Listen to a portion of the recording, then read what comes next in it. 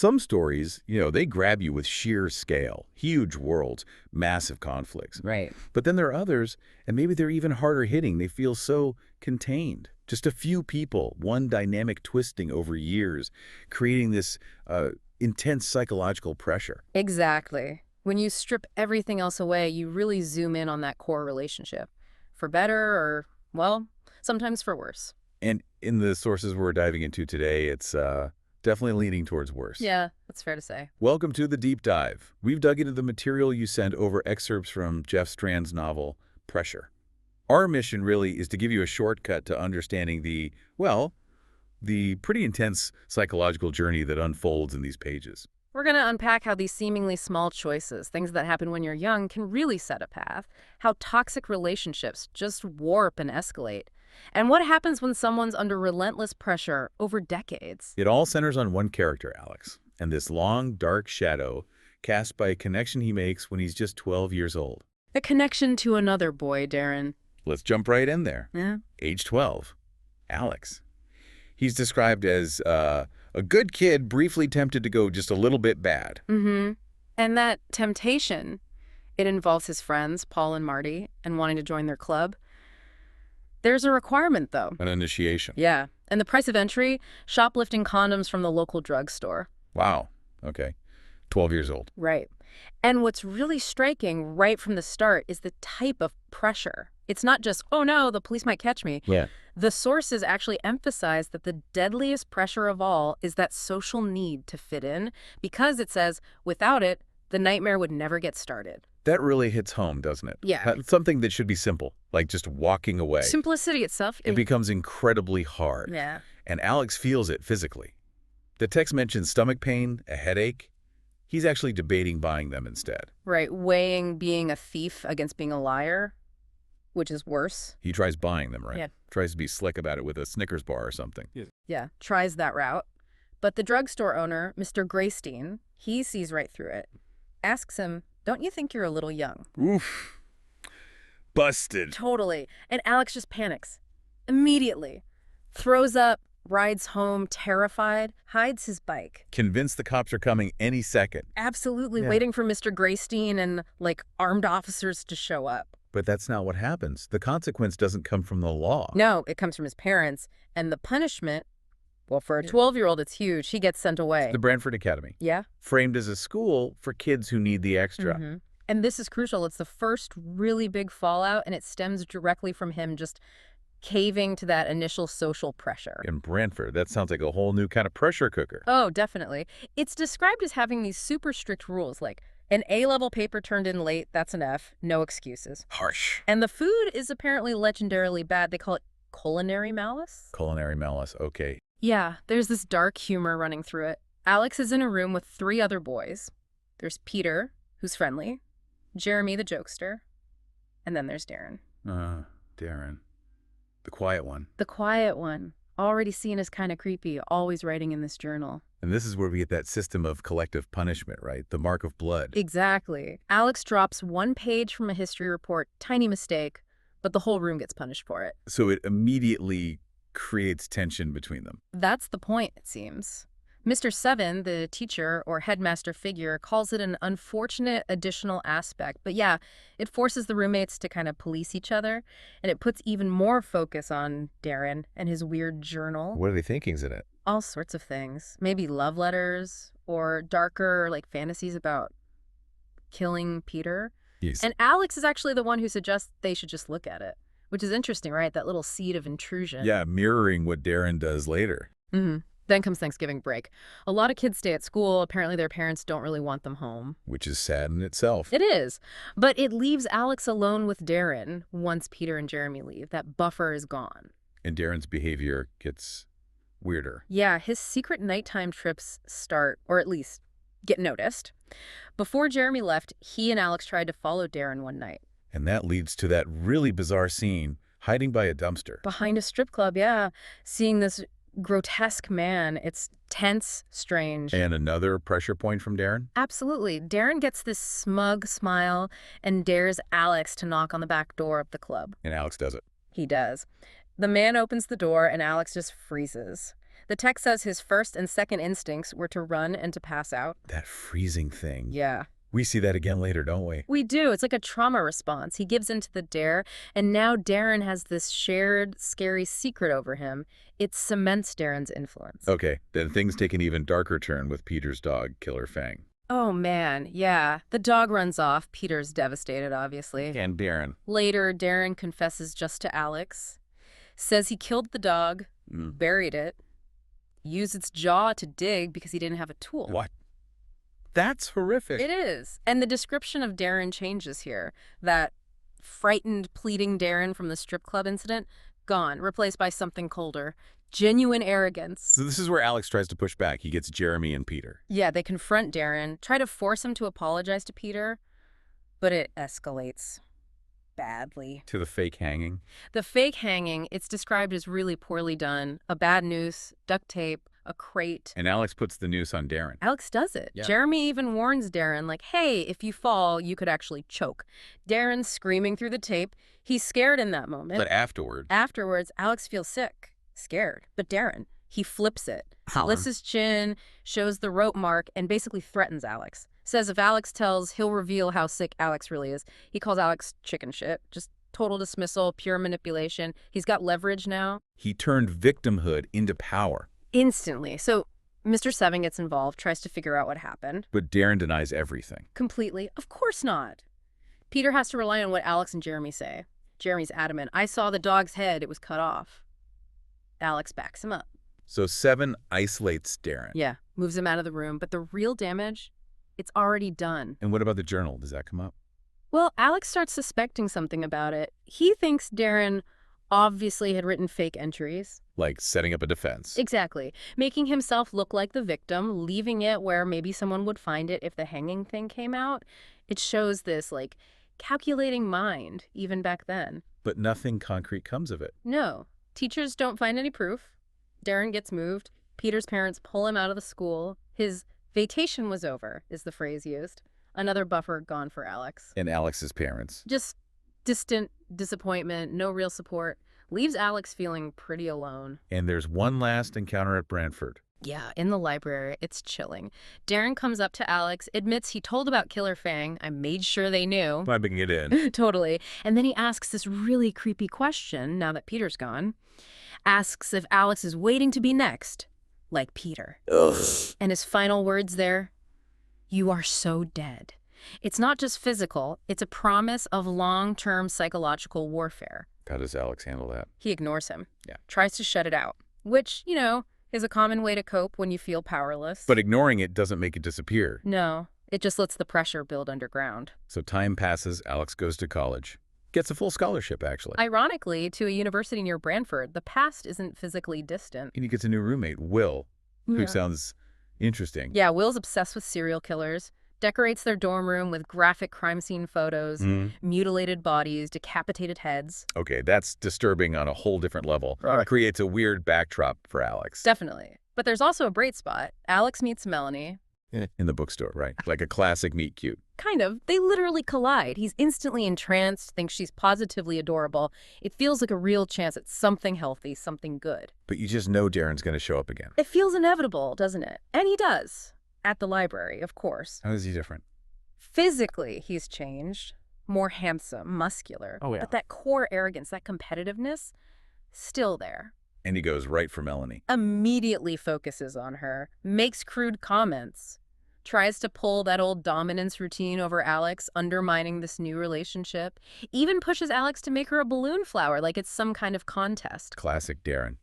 Trying to insert himself, Yeah. control the narrative. Textbook manipulation. He even reacts weirdly when Alex later says he loves Melanie, like a moment of seeming support, then bam, a crude joke to pull it back down. And what about the roommates' photos? Does Darren get involved there? Oh yeah. He sees them and his reaction is to just rip them down. Tries to take charge, be the strong one. Which frustrates Alex. Hugely. Alex is like, damn it, knock it off. He's caught between Will's weirdness and Darren's interference. Eventually, Will agrees to take them down, but mostly because Melanie's freaked out. And Melanie is freaked out. Understandably. But Alex's reaction to her reaction is telling. How so? He gets panicked, calls her, tells her to lock her door, then backpedals. and pretends it was just a bad dream he had. Wow. So the fear Darren installed is still right there under the surface. Deeply ingrained. Even something unrelated triggers that anxiety about Melanie's safety. It shows how much power Darren still holds psychologically. But still, things seem to progress with Melanie. They do. Their relationship gets stronger. He meets her parents, gets a promotion at his job. It looks like maybe, just maybe, he's actually escaped that past. Oh. Built a new life. You keep waiting for the other shoe to drop. Because trauma and unresolved stuff, it doesn't just vanish. And Darren's return isn't subtle, it's brutal. How does it happen? Alex is just walking home. A black van pulls up. It's Darren, with a gun, forces him inside. Just like that. The pressure snaps from psychological to physical. Extreme physical danger. Instantly. And Darren immediately uses the ultimate leverage, ties Alex up and threatens Melanie, explicitly. I'll also hunt down Melanie and do the same thing to her, if Alex fights back. Using the person Alex loves most against him. The end point of that manipulation. Exactly. He takes Alex to his parents' cabin, and upstairs, he has what's called his gallery of horrors. Oh, God. What is that? We don't get all the details, thankfully, but it's clearly a place where he keeps mementos of his crimes. It's a glimpse into just how far gone he is. A monument to his violence. And Alex's imprisonment, it's described as horrific. Beyond horrific. First handcuffed, then forced into this dark, underground pit. The source has this incredibly dry line. Being locked underground by a sociopath is highly overrated. That dark humor again, cutting through the sheer terror. Yeah, and this time in the pit, it's just about breaking Alex. Utterly. It's unclear how long exactly. Just isolation, filth, lack of water, constant psychological assault. Screaming, crying, just trying to hold on to sanity. Yeah. Powerlessness. And Darren offers these mental health days. Yeah, these twisted little breaks. Lets him out for a bit, then shoves him back in. It's not kindness, it's psychological torture. Dangling hope, then snatching it away, reinforcing total control. And during this time, Darren confesses. He does. Admits he's a serial killer, says he's murdered 12 people, makes them last, whatever that means. Shows Alex drawings of victims, describes his torture room upstairs. Why? Why tell Alex? It's terror, forcing Alex to see the monster, to understand the absolute horror of the person controlling his life. It's not just boasting, it's psychological warfare. Then Darren starts preparing to leave. Yeah, adopts a disguise, something to make him look trustworthy to your daughter. His target is clearly Melanie and their daughter, Tracy Ann. And he hints this to Alex. Chillingly, says something like, "You've been waiting all this time to see them again, haven't you?" Just twisting the knife. And Alex knows. Alex knows what Darren intends, and this solidifies his resolve. If Darren hurts them, Alex will kill him, no matter what. And then, the unthinkable happens. He brings them, Melanie and Tracy Ann, to the cabin, hooded, gagged. Alex needs, the text says, superhuman resolve just to stay calm, knowing one wrong move. What happens when Melanie's revealed? Defiance. Pure courage. She screams and goes right for Darren's eyes, gouges at them. Wow. But Darren's reaction is instant, brutal. He shoots her. Oh my God. Tracy Ann screams, bites Darren's hand. He throws her across the room. It's just chaos and horror. And then comes the ultimatum. The absolute breaking point. Darren gives Alex a hatchet. There's another victim there, Andrea, dying. He tells Alex, cut off her head. He wants Alex to participate, to become like him. That's the ultimate pressure. Do this unthinkable thing, or who knows what happens next, especially to Tracy Ann. Alex refuses. He refused. Darren gives him 10 minutes alone with Andrea. She's barely conscious, pleading, "Don't hurt me," talking about her kids. Alex is desperate, tries to escape, rips cactus needles from his own hand. He even tries to help her, pulling a cactus spike from her neck, lifting her head, screaming at Darren to let her go. Even in his own terror, there's empathy. Yeah. Defiance. Yeah. But when Darren comes back, he misinterprets it. Or maybe pretends to. Says, "Great job, Alex," comments on Andrea's head like it's nothing. Maybe he thinks Alex is finally breaking. But Alex holds firm. He finds one last piece of defiance, tells Darren, "Shoot me. I don't care, but I will never kill for you. Not at all." And Darren's reaction. Disappointment. Actual disappointment. He says, I thought I saw something in you."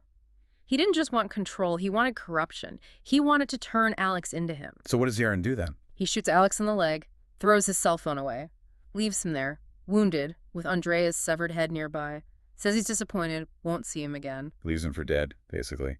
The physical threat seems over, for the moment. For the moment. But the psychological trauma, unimaginable. Okay, we jump forward again. Years later, Alex has survived somehow. He's living with his daughter, Tracy. Built a life again. Trying to. But the past, it's never really buried, is it? Apparently not.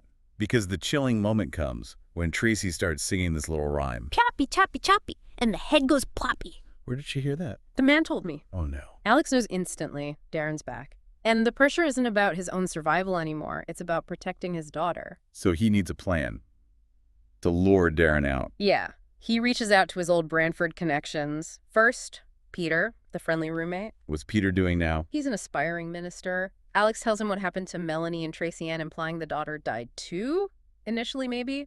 Peter's shocked, horrified, offers support. There's even this weird moment of dark humor about calling someone a dork as a minister. Okay, and Jeremy, the jokester. Alex contacts Jeremy too. He's different now. Angry, divorced, and his immediate reaction, let's kill Darren. So the shared trauma surfaces differently. Hmm. Peter offers solace. Jeremy wants revenge. Exactly. But they're united in wanting to deal with Darren. And Jeremy comes up with the plan, an illusion. A fake murder video. Yeah. Designed specifically to bait Darren. And the key, linking it to the location where the rope burned your skin. Back to Branford. Back to the fake hanging. Using their shared trauma against him. Precisely. But making this video, it's incredibly messed up. How so? Jeremy deliberately pushes Alex's buttons hard, talks about Melanie and Tracy Ann's deaths, suggests Darren took souvenirs. Horrible stuff. Why would he do that? To get a real reaction, to push Alex into genuine rage, real tears for the camera, to make the performance utterly convincing. He's weaponizing Alex's grief. That's brutal. It is. And the filming itself, it crosses a line. Fueled by Jeremy's words, Alex actually slashes Jeremy with a razor, says he cut deep, smears the blood, slashes himself, declares mission accomplished.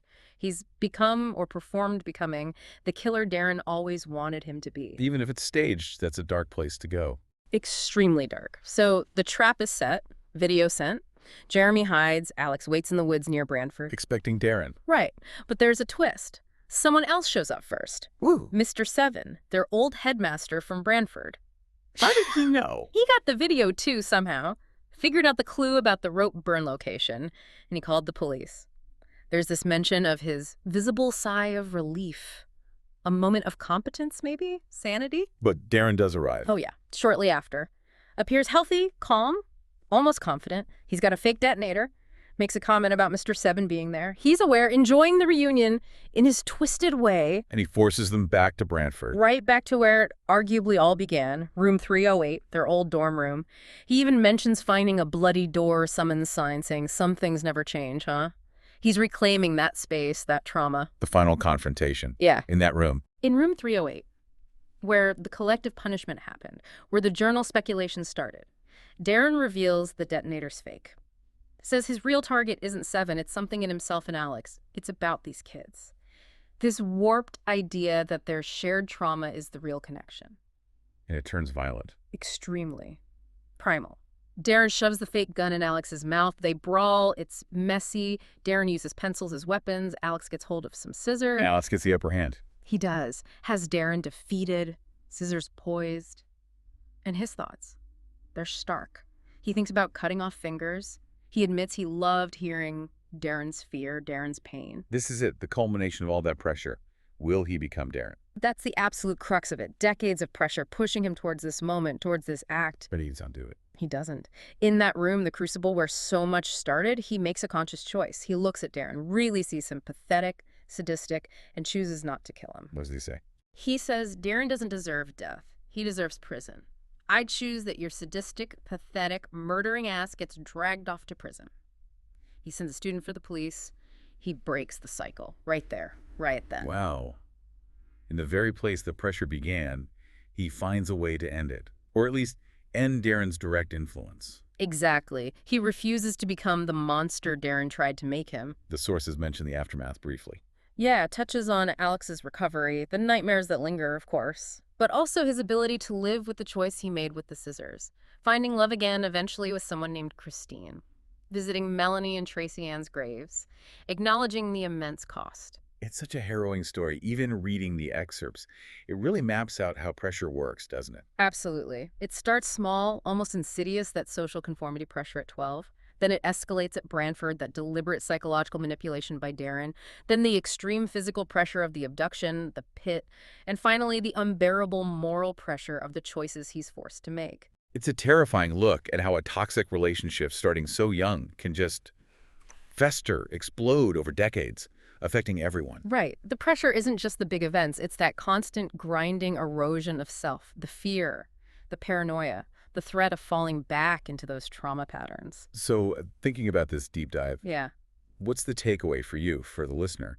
It forces you to confront how these pressures, external and internal, really shape us, right? How trauma sticks. Definitely.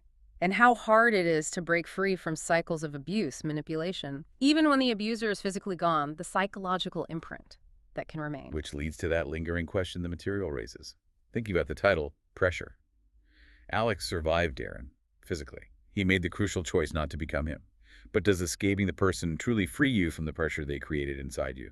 Can you ever fully break that cycle that started decades ago? Or does that mark, like the rope burn, stay with you somehow forever? And maybe the flip side of that, the really unsettling thought. What happens to the person who doesn't make the choice Alex made? The one who finally gives in to the pressure, who embraces that darkness. Yeah, that's the truly chilling question the story leaves hanging. A heavy note to end on, but unavoidable with this material. That wraps up our deep dives into the sources on pressure.